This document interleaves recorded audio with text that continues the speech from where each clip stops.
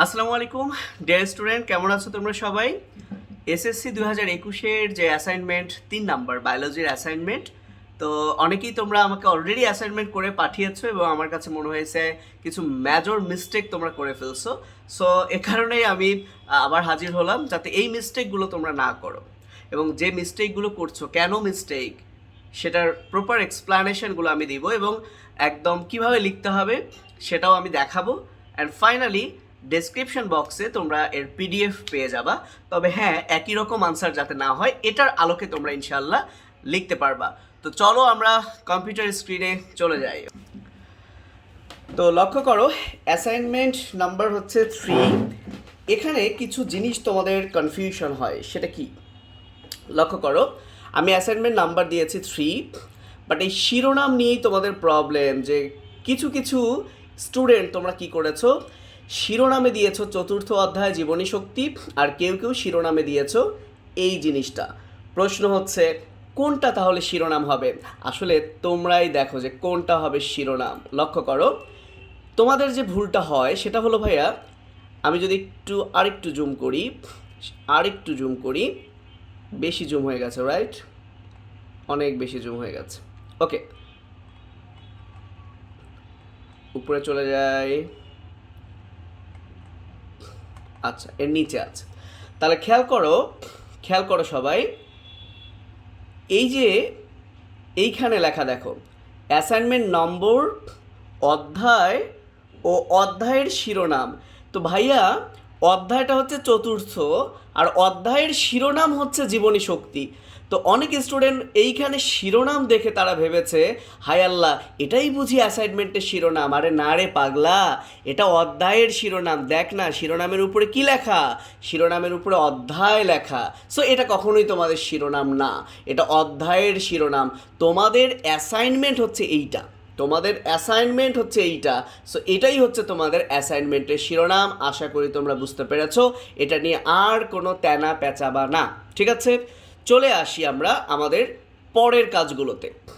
এখানে যে কাজটা করেছে বা যে পরীক্ষাটা দিয়েছে, এই পরীক্ষা তুমি যদি একদম লয়ালভাবে করতে চাও এবং সিরিয়াল ওয়াইজ করতে চাও, তাহলে তোমাকে মিনিমাম 6 ঘন্টা তো লাগছেই।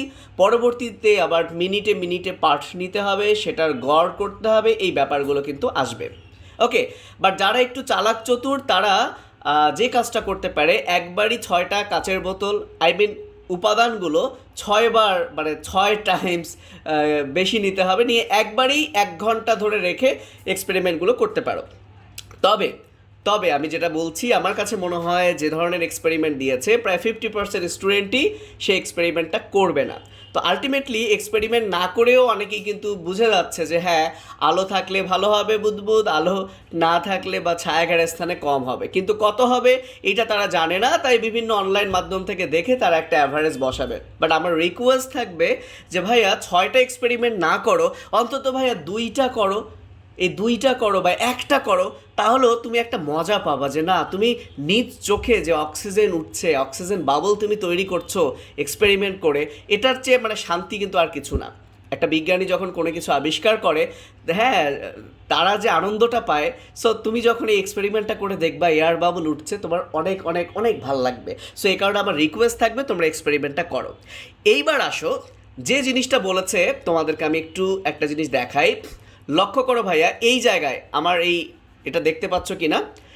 1 নম্বরে বলেছে তোমাদের 71, 72, 74, 75 পৃষ্ঠা পড়তে হবে। তো ভাইয়া, এই যে 1 নম্বরে তোমাকে কিছু জিনিস পড়তে বলছে, তুমি বলো তো ভাইয়া, এই জিনিসটা কি তুমি যে পড়েছো সেটা কি তুমি খাতায় উল্লেখ করবা? তো তুমি যদি এই জিনিসটা যে পড়েছো খাতায়, তুমি কি লিখবা যে জি স্যার আমি 71, 72 আর 74, 75 পৃষ্ঠা পড়িয়াছি বা পড়েছি, এটা কি লিখবা? যদি তুমি 1 নম্বরটা না লেখো, তাহলে এই 2 নম্বরটাতে তুমি কি কি উপকরণ নিয়েছো এটাও লিখতে হবে না, কারণ এটাও কিন্তু খাতায় লিখতে বলে নাই। তবে তবে কেউ যদি লেখো, তারা একটা বোকামি কাজ করে। ভাইয়া, তুমি যখন উপকরণ বা এক্সপেরিমেন্ট এখানে বলেছে, হয় তুমি কলমি শাক নিবা, না হয় হেলেঞ্চা শাক, না হয় কচিরিপানা, না হয় হাইড্রিলা। ভাই, তুমি তো 4টা উদ্ভিদ নাও নাই, তুমি নিছো একটা। তো তুমি যে কোনো একটা নিছো, সেইটার নাম লিখবা। অনেক স্টুডেন্ট কী করছে, উপকরণের জায়গায় লিখে ফেলছে 4টাই। ভাইয়া কেন? এই চারটার তুমি তো আর চারটা নিয়ে এক্সপেরিমেন্ট করো নাই, সো এইভাবে কিন্তু মাঝে মধ্যে তোমরা ধরা খাইয়া যাও, আলটিমেটলি তোমরা এক্সপেরিমেন্টই করো নাই। কিন্তু এটাও পরীক্ষার খাতায় লেখার দরকার নেই, লিখতে হবে 3 নাম্বার, কারণ বলেই দিছে খাতায় নিচের মতো দুটি ছক আঁকতে হবে, বলে দিছে কিন্তু খাতায় নিচের মতো দুটি ছক, নিচের মতোই হইতে হবে, একদম নিচের মতো হইতে হবে। এখানে যেমন আছে এই দুইটা ছক হুবহু এরকম হইতে হবে, এই ছকের মধ্যে কোনো ঝামেলা করা যাবে না, এখানে একদম পুরাটাই ফাঁকা, এখানে মাঝখানে দাগ, ঠিক এরকমই করতে হবে। ক্লিয়ার? এবার এই ছকের মধ্যে কোন জায়গাগুলোতে তোমরা বেশি ভুল করছো আর এই এক্সপ্লানেশনের মধ্যে তোমরা মারাত্মক ভুল করছো সেটাই আমি দেখাবো। সো এখানে একটা দেখো লেখা আছে প্রতি মিনিটে বুদবুদের সংখ্যা, এই জায়গাটাতে তোমরা যে ভুলটা করছো ভাইয়া সেটা হলো, আমি একটু দেখাই, ভুল কি ভুল ভাইয়া, 3 বার প্রতি মিনিটে টোটাল 3 বার কিন্তু বুদবুদের সংখ্যা নিতে বলছে। মনে করো আমি একবার 30 পাইছি, একবার 28 পাইছি, একবার 32 পাইছি প্রথম এক্সপেরিমেন্টে, একে আমি 3 দিয়ে ভাগ করছি, করে আমি পাইছি 30। তো ভাইয়া তোমরা মনে হয় প্রশ্ন পড়োই নাই, বা অনেক টিচার মনে হয় প্রশ্ন বোঝেই নাই। ভাইয়া এই যে 3 বার নিয়ে গড় করে যে মানটা হলো, শুধুমাত্র এই মানটাই কিন্তু লিখতে হবে ভাইয়া এই জায়গায়। মাইন্ড ইট, তুমি গড় করছো কত পাইছো এই পুরোটা কখনোই এখানে লেখা যাবে না। চলো আমরা প্রশ্ন বুঝি, চলো প্রশ্ন বুঝি কি বলা আছে। এই যে দেখো 5 নাম্বার, 6টি পরীক্ষণের প্রতিটির ক্ষেত্রে সব কিছু, আশা করি বুঝতে পারছো, সাজানোর 1 ঘন্টা পর থেকে, অর্থাৎ 1 ঘন্টা হওয়ার পর 1 মিনিট করে মোট 3 বার বুদবুদের সংখ্যার পাঠ নিতে হবে, অর্থাৎ তোমাকে 3 বার বুদবুদের সংখ্যার পাঠ নিতে হবে, নিলা, এবং সেই 3টি মানের গড় হবে, সেই পরীক্ষণের প্রতি মিনিটের বুদবুদের সংখ্যা, এবং ছক 1-এর নির্ধারিত ঘরে সেই মানটি লিখতে হবে। তার মানে এই 3টার যে গড় করে যে তুমি যেটা পাইলা, যেমন আমি 30 পাইছি, সেটাই হবে প্রতি মিনিটে বুদবুদের সংখ্যা। তাহলে তুমি গড়টা কেন ভাইয়া ওখানে দেখাবা, এইখানে গড় দেখাবা, মানে তুমি বিশাল একটা ভুল করছো। সো প্লিজ, আমি অনেক জায়গায় দেখছি, অনেকেই আমাকে পাঠাইছো যে এখানে গড়, এখানে জাস্ট তুমি 30। এখন তুমি বলতে পারো ভাই আমি যে 3 বার করে কত পাইলাম সেইটা না দেখালে টিচার বুঝবে কেমনে? আরে ভাই তুমি যে পরীক্ষা করছো, তুমি পরীক্ষা করছো না করছো এটাও তো টিচার বুঝবে না, তাহলে এইটাতে তুমি এত লেগে পড়ছো কেন ভাইয়া? আমার কথা বুঝতে পারছো? এটা 1 নাম্বার ভুল, ম্যাক্সিমাম মেজর ভুল। সেই ভুল কইরা প্রশ্ন সাবমিট করবা না। দ্বিতীয় ভুল, আরও কিছু বাচ্চা কি করছে, 30 থেকে 35 মানে এরকম রেঞ্জ দিছে। আরে ভাই তুই 1 মিনিটে কি কখনো এরকম রেঞ্জ পাবি? নেভার। তুমি 1 মিনিটে একটা সংখ্যাই পাবা, হয় 30, না হয় 31, না হয় 32, না হয় 35, আর গড় মান তো একটাই আসবে ভাইয়া, তাহলে তুমি কেন এই জায়গায় 30 থেকে 35 লিখবা? নেভার, বিশাল মিস্টেক, এই করলেও তোমার একদম কাইটা দেবে, কখনো এটা লেখা যাবে না, অনলি একটা সংখ্যা। তবে একটা জিনিস হইতে পারে, ধরো 32 বার না পেয়ে আমি যদি এখন 31 বার পেয়ে থাকি, তাহলে কিন্তু 3 দিয়ে ভাগ করলে এখানে ফ্র্যাকশন চলে আসতেছে, তো আমি ফ্র্যাকশনটা করব না, আমি তখন এটাকে 31-এর জায়গায় 32 বানিয়ে, অথবা ফ্র্যাকশনটাকে হয় একটু কমাবো, না হয় কি আমি বাড়িয়ে দিব, কিন্তু আমি কখনোই ফ্র্যাকশন লিখব না। আশা করি আমার যে 2টা ভুলের কথা আমি বললাম, এই 2টা ভুল কিন্তু আমি অনেক জায়গায় দেখেছি, মেজর মিস্টেক ভাইয়া, এটা করবা না প্লিজ। ওকে, তাহলে এভাবে আমি যেটা এক্সপেরিমেন্ট করে পেলাম, সেই এক্সপেরিমেন্ট, যেহেতু আমি কোনো এডিট করছি না, সরাসরি চলে আসছি, সো কোনো এক্সপেরিমেন্ট আমি দেখাচ্ছি না, এই এক্সপেরিমেন্ট এইটা। এখন এইটা তুমি তোমার মতো লিখবা, কি লিখবা, সংখ্যা নট মানে কোনো ইম্পর্টেন্ট জিনিস, সেটা 30-এর জায়গায় কেউ 70 লিখছে, কেউ আবার এইখানে 12 লিখছে, এইটা না, তুমি যা পাইছো তাই লিখবা, ঠিক আছে? ওকে, এখন আসি, যদি এই সংখ্যাগুলো লেখা হয়ে যায়, ব্যাখ্যাটা আসলে কিভাবে লিখব?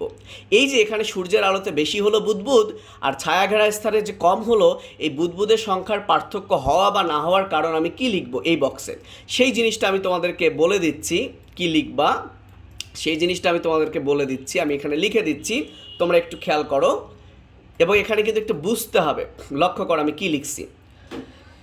তোমাদের কিন্তু এখানে একটা জিনিস বলেছে, তোমরা যদি প্রশ্নটা খেয়াল করে দেখো, 6 নাম্বার ছক একে বুদবুদের সংখ্যার পার্থক্য হওয়া বা না হওয়ার কারণ ব্যাখ্যা করে লেখার সময় জোড়ায় জোড়ায় পাঠের তুলনা করতে হবে ভাইয়া, জোড়ায় জোড়ায়। মানে ক এক বনাম ক দুই, খ এক বনাম খ দুই। তার মানে আমি এটাও অনেক জায়গায় দেখছি কেউ শুরুতে এরকম ক এক ক দুই দেয় নাই।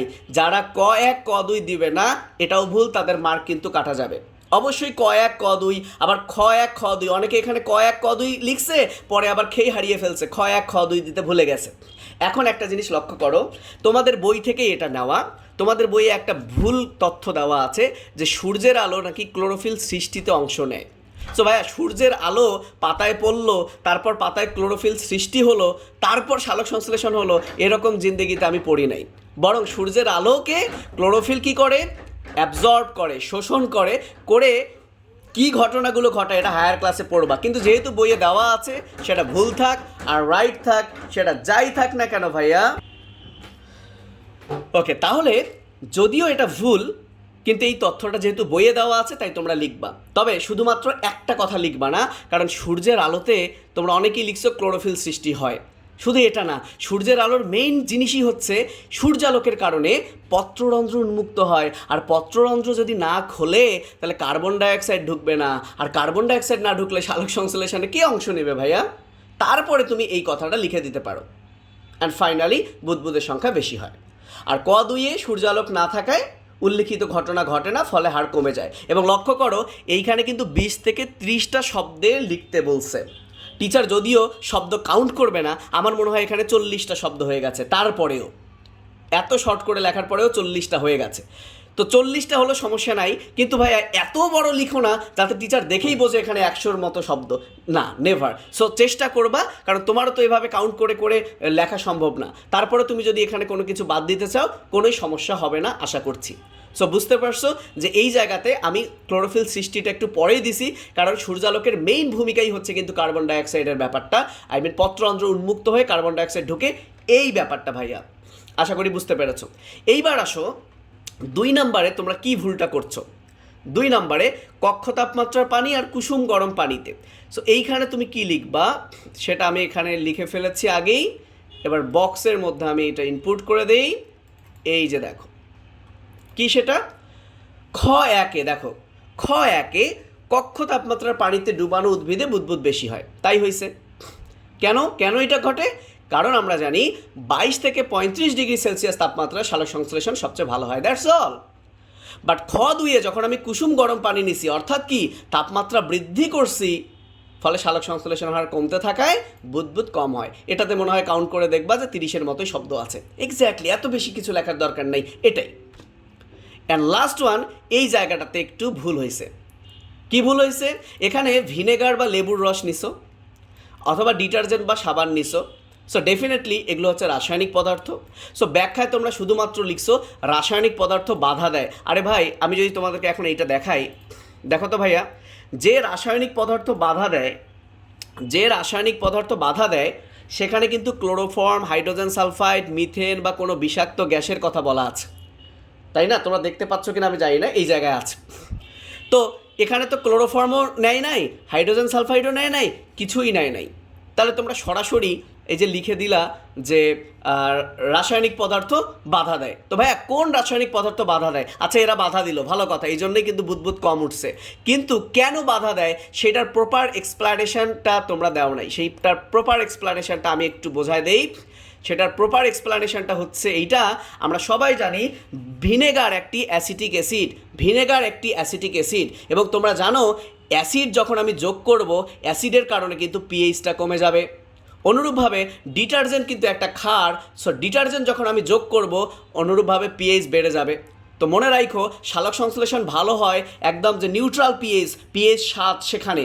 কিন্তু এখানে আমরা যে 2টা রাসায়নিক পদার্থ ইউজ করেছি, সেই 2টা ইউজ করলে পিএইচ কিন্তু কমেও যাচ্ছে, পিএইচ বেড়েও যাচ্ছে। তাহলে কম পিএইচ এবং বেশি পিএইচ দুটাতেই সালোক সংশ্লেষণের হার কমে।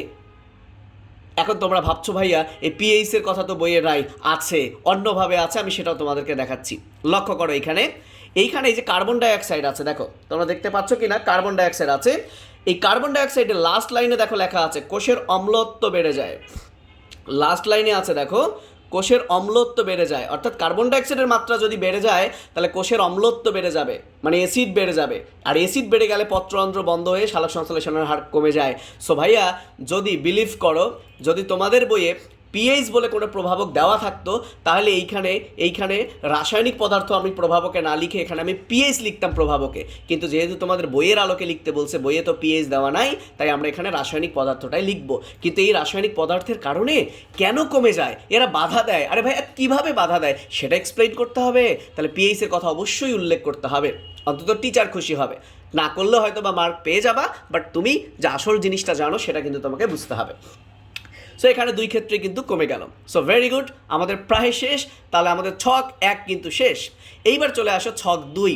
ছক 2-এ বলছে এই যে ক খ গয়ে যে 3টা প্রভাবক, তাহলে সেই 3টা প্রভাবকের প্রকৃত নাম তোমাদের বইয়ের আলোকে লিখতে বলছে। সো তোমাদের বইয়ে কিন্তু লেখা আছে আলো, তাই তুমি যদি এখন দাও সূর্যের আলো বা সূর্যালোক, দরকার নেই ভাইয়া, বইয়ে আলো আছে তুমি শুধু আলো দাও, বইয়ে তাপমাত্রা আছে তুমি শুধু তাপমাত্রা দাও, বইয়ে রাসায়নিক পদার্থ আছে তুমি শুধু রাসায়নিক পদার্থ দাও। এখন কথা হচ্ছে আলোর ফলে সালোক সংশ্লেষণের হার কখন বাড়ে কখন কমে, বইয়ে সুন্দর করে লেখা আছে। এখন তুমি কতটুকু লিখবা, যেমন আমি একটু বলছি, আমি এতটুকু লিখে দিলাম, কিন্তু তুমি শেষেরটুকু নাও লিখতে পারো। যেমন আলো একটা নির্দিষ্ট সীমা পর্যন্ত আলোর পরিমাণ বাড়লে সালোক সংশ্লেষণের হার বাড়ে। এখন একটা জিনিস দেখো, আলোক বর্ণালীর লাল, নীল, তোমাদের বইয়ে আগে কমলা আছে, তারপর বেগুনি। তবে জেনে রাখো এই 4টা রঙের মধ্যে সবচেয়ে বেশি সালোক সংশ্লেষণ হয় লালে, এর চেয়ে কম নীলে, তার চেয়ে কম বেগুনিতে, তার চেয়ে কম কমলায়। সিরিয়াল কিন্তু এটাই সঠিক, তোমাদের বইয়েরটা ভুল, কমলা আগে হবে না, বেগুনি আগে হবে, তাই আমি সঠিকটাই দিছি। কিন্তু তোমরা যদি আগে পরে দাও এটাতে কোনো সমস্যা হবে না। এই যে শেষের এতটুকু, এই তরঙ্গ দৈর্ঘ্যটা যদি তুমি নাও দাও, কারণ এই তরঙ্গ দৈর্ঘ্যগুলোর মধ্যেই কিন্তু এই লাল নীল আছে, সো এটা যদি তুমি নাও দাও, এটা যদি তুমি বাদও দাও চলবে, বাট তারপরে আমি দিয়ে দিলাম, কারো যদি মনে চায় সে দিতে পারে। আর সালোক সংশ্লেষণের হার কখন কমে, সালোক সংশ্লেষণের হার কখন কমে, সেক্ষেত্রে এইটুকু কথা লিখব। সো 2টা ক্ষেত্রে আমরা উল্লেখ করব, আলো যদি অত্যাধিক বেড়ে যায় এবং কোন রং, সবুজ কিংবা হলুদ, সবুজ কিংবা হলুদ আলোতে সালোক সংশ্লেষণ কমে যায়। সো এতটুকু লিখব। তো সেক্ষেত্রে আমরা যদি এইটুকু বাদ দিই তাহলে খুব সুন্দর দেখা যাবে, খুব সুন্দর দেখা যাবে, তাই না, খুব সুন্দর দেখা যাবে। এই যে দেখো এতটুকু, ওকে, বাট আমি দিলাম, যদি কারো মনে হয় একটু বেশি লিখবে লিখতে পারো। চলে আসি তাপমাত্রা। তাহলে তাপমাত্রার বেলায় কতটুকু লিখতে হবে স্পেসিফিক, সেটাও আমি আগেই লিখে ফেলছি, এখন একটু তোমাদেরকে এখানে অ্যাড করে দিচ্ছি। সেটা হচ্ছে, আমরা সবাই জানি যে সালোক সংশ্লেষণের অপটিমাম তাপমাত্রা হচ্ছে 22 থেকে 35 ডিগ্রি সেন্টিগ্রেড বা সেলসিয়াস। তাহলে এই তাপমাত্রায় সালোক সংশ্লেষণ সবচেয়ে ভালো হয়। তাহলে কম হবে কখন, 22-এর নিচে, 35-এর বেশি। আবার যদি অত্যাধিক নিচে, যেমন 0-র কাছাকাছি, বা অত্যাধিক বেশি 45-এর উপরে, তখন কিন্তু এটা একদম বন্ধ হয়ে যায়। তাই তোমরা কমে যায় কখন সেইটা লেখার সময় এই 2টা জিনিসই কিন্তু উল্লেখ করবা, মাস্ট, 2টা জিনিসই কিন্তু তোমরা উল্লেখ করবা। এই যে আমি একটু এই ছকটাকে একটু নিচে নামায় দিই, তাহলে 1 পেজের মধ্যে দেখতে পাবা। এই যে অতি নিম্ন তাপমাত্রায় অর্থাৎ 0 ডিগ্রি সেলসিয়াসের কাছাকাছি এবং অতি উচ্চ তাপমাত্রায় অর্থাৎ 45 ডিগ্রি সেলসিয়াসের উপরে, এখানে আমি একটা এই ব্র্যাকেট দিয়ে দিলাম, সালোক সংশ্লেষণ চলতে পারে না। দেন 22 ডিগ্রি এর কম এবং 35-এর বেশি হলে এর হারটা কমে যায়। এই হচ্ছে এক্স্যাক্ট অ্যান্সার। এবার যে ঝামেলাটা করছো সেটা হচ্ছে রাসায়নিক পদার্থে। তো রাসায়নিক পদার্থের আমরা চলো জায়গাটাতে যাই, কি লেখা আছে লক্ষ্য করো। 7 নাম্বারই পয়েন্ট, জানি না কতটুকু দেখা যাচ্ছে, আমি আরেকটু জুম করতে পারি। 7 নাম্বার পয়েন্ট, এই রাসায়নিক পদার্থে লেখা আছে যে বাতাসে ক্লোরোফর্ম, হাইড্রোজেন সালফাইড, মিথেন বা কোনো বিষাক্ত গ্যাস থাকলে সালোক সংশ্লেষণে ব্যাঘাত ঘটে। তার মানে এই রাসায়নিক পদার্থের কারণে সালোক সংশ্লেষণ কিন্তু কমা যায়, কিন্তু কোন রাসায়নিক পদার্থের কারণে সালোক সংশ্লেষণের হার বেড়ে যায় সেটা কিন্তু দেওয়া নাই। তাই তোমরা অনেকেই খনিজ পদার্থ, বা এটা তো আলাদা একটা প্রভাবক হয়ে গেল। তুমি যদি রাসায়নিক পদার্থের মধ্যে খনিজ পদার্থ ঢুকাও, কারণ তুমি বলতেই পারো খনিজ পদার্থ নাইট্রোজেন, ম্যাগনেসিয়াম এটাও একটা রাসায়নিক পদার্থ, তাহলে ভাইয়া তুমি অক্সিজেনও লেখো, কারণ অক্সিজেনও তো একটা রাসায়নিক পদার্থ। তাহলে ভাইয়া তুমি পানি লেখো, এটাও তো একটা রাসায়নিক পদার্থ। তাহলে ভাইয়া তুমি কার্বন ডাইঅক্সাইড লেখো, এটাও তো একটা রাসায়নিক পদার্থ। ভাইয়া তুমি শর্করার পরিমাণ লেখো, এটাও তো একটা রাসায়নিক পদার্থ। পটাশিয়াম, এনজাইম, ক্লোরোফিল, কোনটা রাসায়নিক পদার্থ না? তাহলে তো তুমি সবগুলাই লিখতে পারো, কিন্তু কিচ্ছু করার নাই। আসলে যেহেতু খনিজ পদার্থেই অনেকে লিখছে, তোমরাও এটাই লিখো। তবে আমি তোমাদেরকে কনসেপ্টটা বোঝাই। কনসেপ্টটা কি, এইখানে সঠিক উত্তর কি হইতো। তাহলে আগে আমি গ নাম্বারের শেষেরটা আগে দেই, যে কমে যায় কখন। এই যে যেটা বইয়ে বলা আছে যে বাতাসে ক্লোরোফর্ম, হাইড্রোজেন সালফাইড, মিথেন বা কোনো বিষাক্ত গ্যাস থাকলে সালোক সংশ্লেষণে ব্যাঘাত ঘটে বা বন্ধ হয়ে যায়। কিন্তু ভাইয়া আমরা এক্সপেরিমেন্টটা করছি কিন্তু পানির মধ্যে কিছু রাসায়নিক পদার্থ দিয়ে। সো বাতাসে কি থাকলো না থাকলো এইটা কিন্তু ফ্যাক্ট না। এখন বইয়ের আলোকে লিখতে বলছে তাই আমরা এটা লিখবো, কিন্তু না হলে আমরা এখানে ওই ডিটারজেন্ট, লেবুর রস, ভিনেগারের কথাটাই লেখা উচিত ছিল। এখন মাথায় রাখো, কোন রাসায়নিক পদার্থ যদি আমি ওই পানিতে দিতাম তাহলে সালোক সংশ্লেষণ বাড়তো। আমি যদি লিখি ভাইয়া, দেখো বেকিং সোডা, তোমরা নিশ্চয়ই নাম শুনছো, তোমরা জানো। আচ্ছা সরি তোমরা মনে দেখতে পাচ্ছ না, কারণ এটাকে আমি একটু জুম করে ফেলছি। ওকে ভাইয়া দেখো, সরি। তাহলে বাতাসে এই জিনিসগুলো থাকলে ব্যাঘাত ঘটায়। তাহলে আমি যেটা বলতে চাচ্ছি যে আমরা তো এক্সপেরিমেন্টটা পানির মধ্যে দিয়ে করছি, বাতাসের মধ্যে দিয়ে করি নাই। তাহলে আমরা এখানে কিন্তু লেখা উচিত ছিল যে পানিতে ডিটারজেন্ট বা সাবান, ভিনেগার বা অ্যাসিটিক অ্যাসিড থাকলে তারা পিএইচ কমায়, ফাইনালি পত্ররন্ধ্র বন্ধ করে দেয়, বা পিএইচ বাড়িয়ে পত্ররন্ধ্র বন্ধ করে দেয়, অ্যান্ড সালোক সংশ্লেষণ হয় না। এটা লেখাই আমার কাছে মনে হয় যুক্তিযুক্ত। আবার বইয়ের আলোকে লিখতে বলছে তাই বইয়েরটাই তোমরা দিছো। তো ভাইয়া বইয়েরটাই দিলা, কিন্তু বইয়ে তো কোন রাসায়নিক পদার্থ সালোক সংশ্লেষণের হার বাড়ায় সেটা তো দেওয়া নাই। কিন্তু আমি তোমাদেরকে বলে দিই, এই যে এক্সপেরিমেন্টটা করছো সেখানে যদি বেকিং সোডা ঢালতা, অর্থাৎ ডিটারজেন্ট না ঢাইলা বেকিং সোডা ঢালতা, তাহলে বুদবুদের পরিমাণ বেশি হইতো। কেন? কারণ আমরা সবাই জানি বেকিং সোডা মানে হচ্ছে সোডিয়াম বাইকার্বনেট। খুব খেয়াল লজিকটা বোঝো, সোডিয়াম বাইকার্বনেট। তো ভাইয়া এই সোডিয়াম বাইকার্বনেট যখন আমি ঢালবো তখন কি হবে, এই পানির মধ্যে সোডিয়াম বাইকার্বনেটটা ডিজলভ হবে, গলে যাবে। গলে গিয়ে এই বাইকার্বনেট থেকে কার্বন ডাইঅক্সাইড রিলিজ হবে। ভাইয়া দাঁড়াও, আমি কার্বন ডাইঅক্সাইডটাকে এখানে কপি করে নিয়ে আসি। এই বাইকার্বনেট থেকে কি রিলিজ হবে? কার্বন ডাইঅক্সাইড রিলিজ হবে। আর সেই কার্বন ডাইঅক্সাইড আমরা সবাই জানি, যত বেশি কার্বন ডাইঅক্সাইড তত বেশি সালোক সংশ্লেষণ হবে, ফলে কিন্তু বুদবুদ বেশি হবে। তাহলে সত্যিকার অর্থে আমি যদি বলি যে কোন রাসায়নিক পদার্থ সালোক সংশ্লেষণের হার বাড়ায়, তাহলে এখানে বেকিং সোডা, সোডিয়াম বাইকার্বনেটের এই কথাটাই কিন্তু উল্লেখ করা উচিত। কিন্তু যেহেতু বলছে বইয়ের আলোকে, বইয়ে তো এই নিয়ে কোনো কথা নাই, তাই তোমরা খনিজ পদার্থ দিছো। কিন্তু আমার কথা, তুমি যদি এখানে খনিজ পদার্থের কথা লেখো তাহলে এইখানে রাসায়নিক পদার্থ লিখছো কেন? আর তোমার যদি মনে হয় সেটাও তো একটা রাসায়নিক পদার্থ, তাহলে এইটাকে তো আলাদা করে লেখার কোনো কথা ছিল না। তাহলে তো অক্সিজেন যে কোনো কিছু তুমি এখানে দিতে পারতা। সো এইটা একটু মাথায় রাখবা। তুমি যদি এখানে খনিজ পদার্থ দাও, আমার কাছে মনে হয় বেকিং সোডার কথার উল্লেখ করে যদি এক্সপ্লেইন করতে পারো যে বেকিং সোডা বা সোডিয়াম বাইকার্বনেট এই রাসায়নিক পদার্থ যদি আমরা পানিতে ঢালতাম তাহলে এটি দ্রবীভূত হয়ে কার্বন ডাইঅক্সাইড নির্গত করত, এবং কার্বন ডাইঅক্সাইডের ফলে সালোক সংশ্লেষণের হার বেড়ে যেত। ওকে ঠিক আছে ভাইয়া। তারপরে তুমি এই তোমার বইয়ের খনিজ পদার্থের কথাটাও লিখতে পারো। যেহেতু সবাই লিখছে, তুমি না লিখলে টিচার বলবে এ কেন উল্টা, তাহলে এটা ভুল। তাহলে নাইট্রোজেন, ম্যাগনেসিয়াম, লোহার উপস্থিতিতে সালোক সংশ্লেষণের হার বেড়ে যায়। সো এই হচ্ছে বিষয়। আশা করি ভুলগুলো বুঝতে পারছো। আমি ওভারঅল পুরোটা একবার তোমাদেরকে দেখিয়ে দেই, তোমরা একবার চেক করে নাও। তাহলে অ্যাসাইনমেন্টের নাম্বার যেখানে দেওয়ার দিবা, অ্যাসাইনমেন্টের অধ্যায় শিরোনাম লিখলাম, অ্যাসাইনমেন্টের শিরোনাম এইটা। ঠিক আছে ভাইয়া? ওকে আমি আরেকটু ছোটো করি। চারদিকে যে এরকম বর্ডার দিতে হয় সেরকম আমি দিয়ে দিচ্ছি বর্ডার। ঠিক আছে ভাইয়া? ওকে, এবার দেখো প্রভাবক এভাবে লিখছি, যেভাবে ছক করার ঠিক সেভাবেই ছক করতে হবে। যেমন এখানে ফাঁকা, এখানে দাগ দেওয়া যাবে না, ওভাবেই ছক কইরো। প্রভাবক কয়ের প্রভাব তোমরা একবার দেখো, মানে এটাই হচ্ছে আনসারটা। আমি পুরোটা একবার জাস্ট দেখাই দিই। এটা আমি আমার মতো করে লিখেছি, তোমরা এখানে একটু বিন্যাস সমাবেশ করতে পারো, সংখ্যা কম বেশি করতে পারো, এই হচ্ছে বিষয়। আর ছক দুইটা আমি পরের পেজেই দেখাচ্ছি, একটু জুম করে দেখানোর কারণে। এই হচ্ছে ছক 2। তোমরা একটা স্ক্রিনশট নিয়েও পরে এটা থেকে মিলিয়ে লিখতে পারো। সো আশা করি আমার এক্সপ্লানেশনগুলো বুঝতে পারছো। এই ভুল জিন্দেগিতেও করবা না। অনেক জায়গায় দেখছি এই ভুল, খবরদার। আর তো এরকম কিছু নাই। So that's all. ভালো থেকো। আল্লাহ হাফিজ। আসসালামু আলাইকুম।